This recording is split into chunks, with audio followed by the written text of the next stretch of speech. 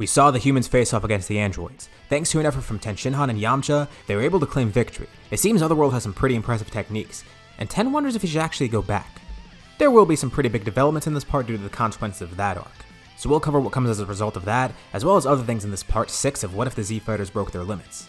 A big part of the scenario is that the humans want to become a lot stronger. So after seeing the androids especially, there is naturally a pretty big question. The humans wonder if they should become androids too. I mean, they are very powerful as is. Yamcha even considers this, but feels like Bulma wouldn't like it. And the funny thing is, Bulma would be the one to actually do the procedure too. By now, they're most likely married. And he's actually fine as is. He thinks his alpha form would be great, and he'd rather work on that than trying to do something completely new. Ten kind of views it as a shortcut, and he has a few better ideas. He tries to go back to Otherworld again too, seeing King Kai once more. And as for Roshi, well, he already has eternal youth. He doesn't really need this. But there is one person who is pretty interested in the idea, Krillin.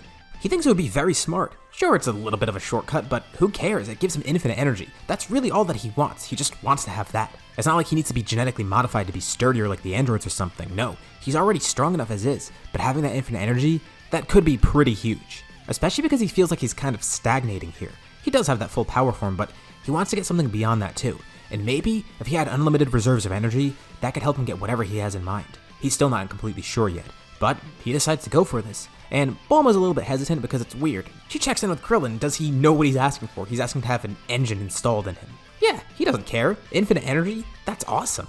Imagine how much training he could do with that. Well, he seems pretty motivated for it, so she helps him out and tells Yamcha she hopes he doesn't get any bright ideas. He reassures her he doesn't want that, but he's interested to see how it'll affect Krillin. Of course, after the android saga, we're entering a brief time skip. This upgrade for Krillin happens pretty much immediately after. But what else happens in the meantime? Well, for one, Goku and Gohan are of course still training, eventually even achieving Super Saiyan 2. But again, they're not really the focus of this scenario, even though they are very powerful here. We are more focused on all the other stuff with the humans. Oh yeah, Goten is born too. But again, more importantly, what happens with the humans? Well, as for Roshi, he and Piccolo actually work together a lot more.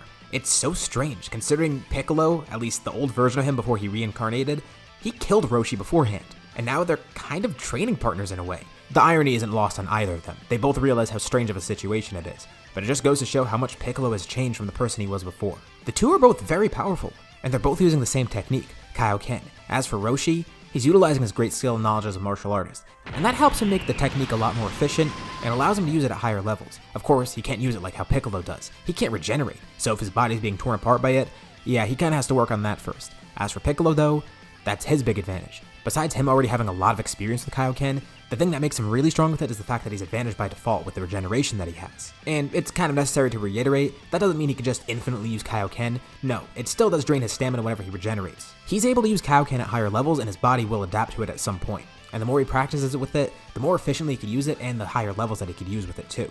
But obviously, it still isn't going to take a huge hit on his stamina. Even though his body is regenerating when it's being torn apart, it uses some of his power to regenerate in the first place. Still, it's a pretty huge advantage.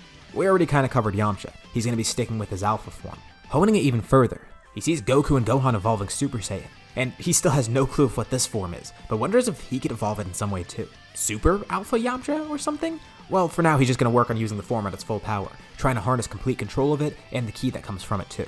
Which eventually he does so. Think of it kind of as his version of Super Saiyan Grade 4 or something. And 10, well, he goes back to Otherworld, learning more techniques and training with all the people up there too. It's a great place to go in the meantime. Even Chaozu comes along too.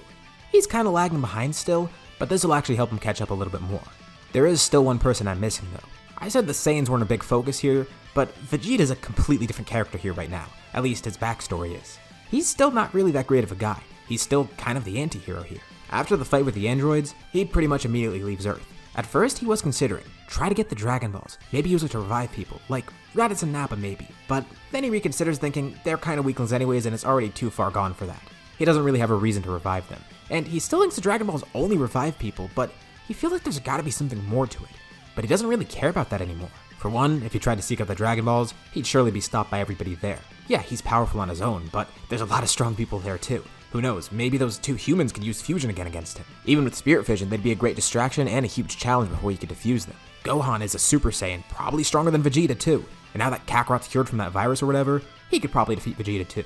Vegeta's already got a great advantage in techniques though, and he wonders, maybe he should go around the universe. You know, going to Yardrat was very helpful, so what if you found other planets with great techniques like that? Or at least go back to Yardrat in general. He's not entirely sure of what to do, but he kind of leaves on his own accord. unannounced too. They all wonder what Vegeta's up to. He doesn't really seem like too much of a threat here. It's not like he's gonna come back and destroy them all, but they're still curious as to what he's up to. He's very to himself, very secluded, which kind of makes sense to them anyways. It's just strange. They wonder what's going on in his mind. The thought even crosses his mind to get the Dragon Balls somewhere else and try to get immortality that way, but he doesn't really care about that. Immortality makes things a little bit too easy for him. Not to mention, he doesn't even know where he could even look for other Dragon Balls too. I mean, there's Namek, maybe he can go there, but they're probably on guard now anyways, especially after what happened with the last time they were there. He'd rather not try and chase Dragon Balls, which might amount to nothing. Instead, he's gonna chase actual techniques that could amount to something. And the best part is, he has really easy ways to transport himself around the universe, instant transmission. He can leave this soft planet and do whatever he pleases, working even further on Force Spirit Fission too. So that basically covers that little time skip. Now we enter the Buu saga.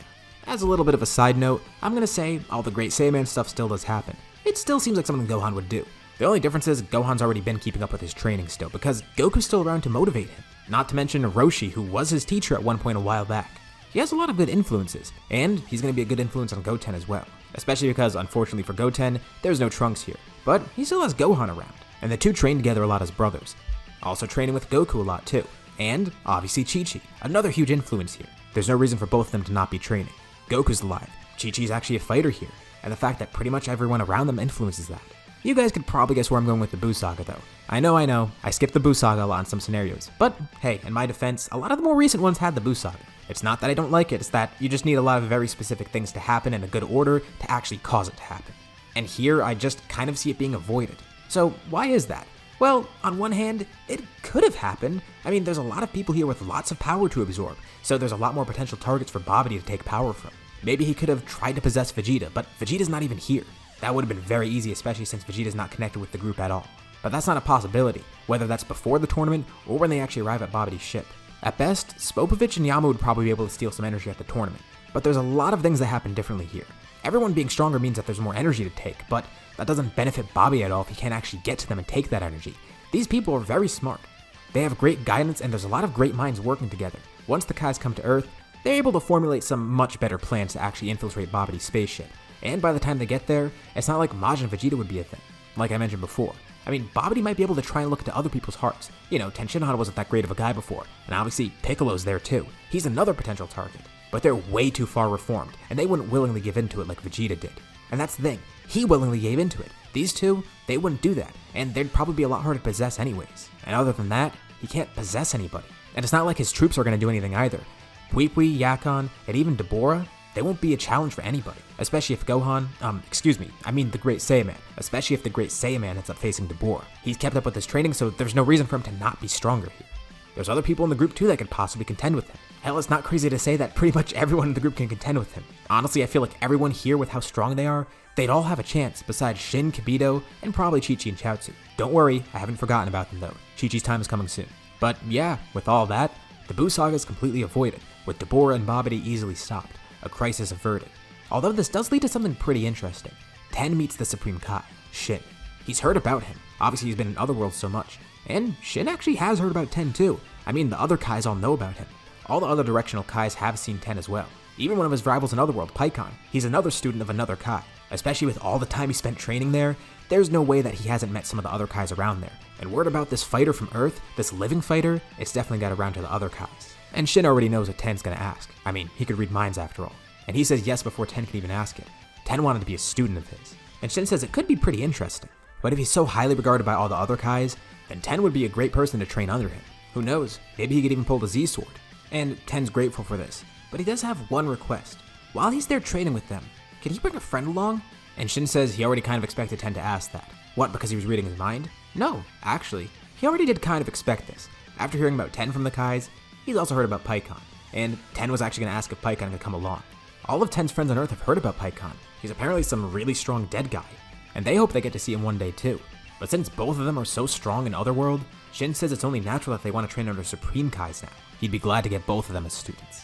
Thankfully for everyone here, this leads to another long period of peacetime.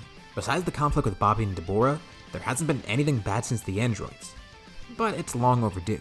There's somebody out there seeking a rival, a godly figure that had a premonition, one of a Super Saiyan God.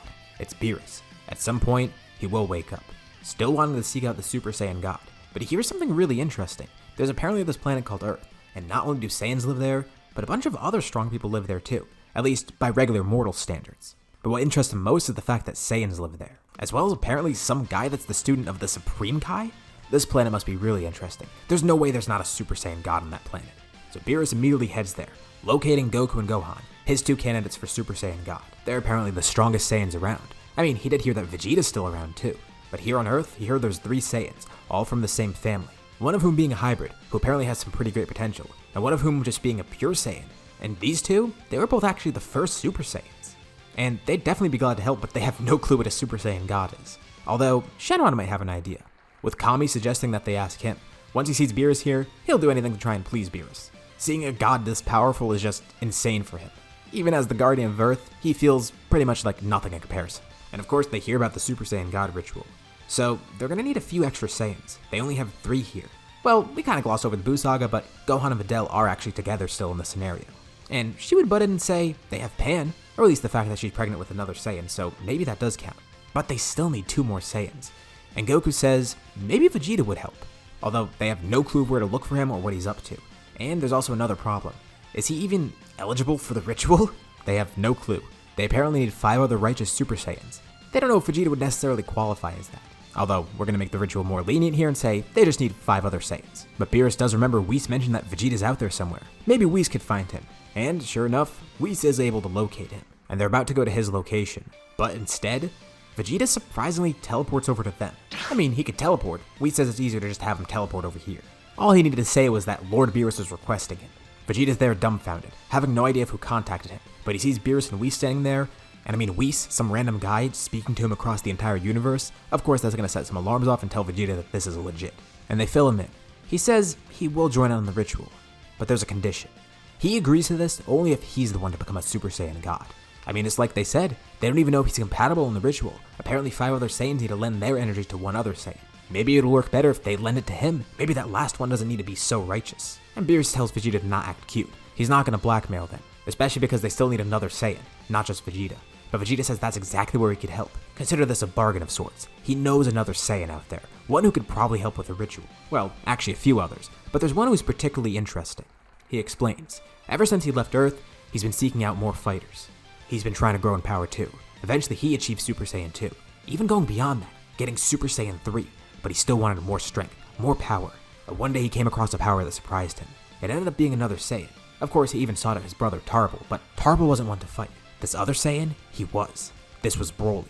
When he detected this power and teleported to the planet, it was some abandoned planet where he met Paragus and Broly. And naturally, Paragus sent Broly to attack Vegeta. But there were 2 big things working in Vegeta's favor here. One, the fact that he was way stronger, even being able to utilize Super Saiyan 3 in battle. But he didn't even get to use that.